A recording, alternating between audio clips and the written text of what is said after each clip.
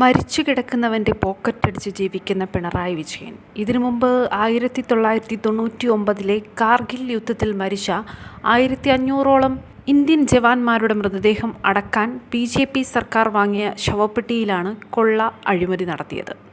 ഇന്ന് അതേ BJPയുമായി പരസ്യമായി സന്ധി ചെയ്യുന്ന പിണറായി വിജയൻ പ്രകൃതി ദുരന്തങ്ങൾ അഴിമതിക്കും കള്ളക്കടത്തിനും വളം വെച്ച് കൊടുത്തില്ലെങ്കിൽ അത്ഭുതം. കമ്മ്യൂണിസ്റ്റാണത്രേ കള്ളൻ പിണറായി. കഷ്ടം. ഉള്ളത് തന്നെ എഴുതാനുള്ളപ്പോൾ എന്തിനാണ് ഇല്ലാത്തത് എഴുതി ചേർത്ത് ദുരിതാശ്വാസത്തിൻ്റെ വിശ്വാസ്യത ഇല്ലാതാക്കിയത്? സന്നദ്ധ സംഘടനകൾ JCB കൊണ്ടുവന്ന് കുഴിയുണ്ടാക്കി വീടുകളിൽ കഴിയുന്ന ആളുകൾക്കുള്ള ഭക്ഷണം പോലും കൊടുത്തതാണ്.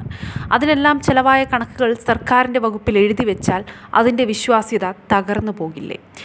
വയനാട് ദുരിതാശ്വാസത്തിനുള്ള 100% പിന്തുണ പ്രതിപക്ഷത്തിൻ്റെ ഭാഗത്തു നിന്നുണ്ട്. ഈ സംസ്ഥാനത്ത് മുമ്പൊന്നുമില്ലാത്ത വിധം ഒരു പുതിയ സംസ്കാരം വളർത്തിയെടുക്കുക എന്ന ലക്ഷ്യത്തോടെ ഒരു ദുരന്തം വരുമ്പോൾ സർക്കാരും പ്രതിപക്ഷവുമെല്ലാം നമ്മോടൊപ്പം ഉണ്ടെന്ന ബോധ്യം ദുരിതമനുഭവിക്കുന്നവർക്ക് ഉണ്ടാകേണ്ടതുണ്ടെന്ന് മനസ്സിലാക്കി തന്നെയാണ് പ്രതിപക്ഷം സർക്കാരിനൊപ്പം ചേർന്ന് ദുരിതാശ്വാസ പ്രവർത്തനങ്ങൾക്ക് പരിപൂർണ പിന്തുണ നൽകി കൂടെ നിൽക്കുന്നത്. സർക്കാരിനെ പ്രതിക്കൂട്ടിൽ നിർത്താവുന്ന 100 കണക്കിന് കാര്യങ്ങൾ ഉണ്ടായിട്ടും പ്രതിപക്ഷം അതൊന്നുമല്ല ആ സമയത്ത് ചെയ്തത്. SDRF റൂൾ അനുസരിച്ച് കുറച്ചു പൈസ മാത്രമേ ലഭ്യമാകൂ. അപ്പോൾ നമ്മുടെ സാഹചര്യം വ്യക്തമാക്കി സ്പെഷ്യൽ പാക്കേജുകൾ കേന്ദ്ര സർക്കാരിനെ ബോധ്യപ്പെടുത്തുകയാണ് ചെയ്യേണ്ടിയിരുന്നത്.